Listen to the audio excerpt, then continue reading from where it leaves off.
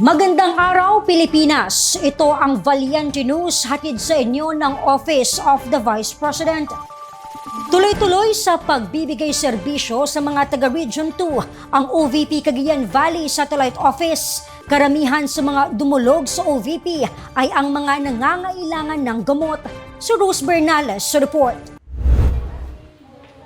Bahagi ng Medical Assistance Program ng tanggapan ng pangalawang Pangulo ay ang pamamahagi ng gamot para sa ating mga kababayan na may iniindang karamdaman.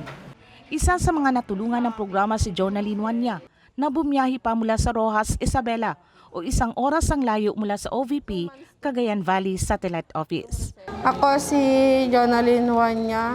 Hiningan ko lang gamot yung aking nanay na si Helen Wanya po. From Roxas, Isabela po. Sinamahan namin siya sa butikang kaagapay ng OVP, ang BSA Pharmacy. Dito, kompleto niyang nakuha ang gamot na pang-maintenance para sa kanyang nanay na may sakit sa puso. Thank you so much. Ang OVP Cagayan Satellite Office ay mayroong mga katuwang na pharmacy upang masiguro na kompleto ang mga gamot na matatanggap ng mga pasyente. Ibinahagi naman ng BSA Pharmacy ang kanilang kasiyahan at pasasalamat na naging kaagapay sila ng OVP sa paghahatid ng serbisyo sa mga nangangailangan. Iba-iba din po yung mga pinagdaanan. So kahit sa konting kwan lang ma'am, kahit konting tulong baga ganun, mababawasan din yung mga kwan nila, bayarin kapag ganun.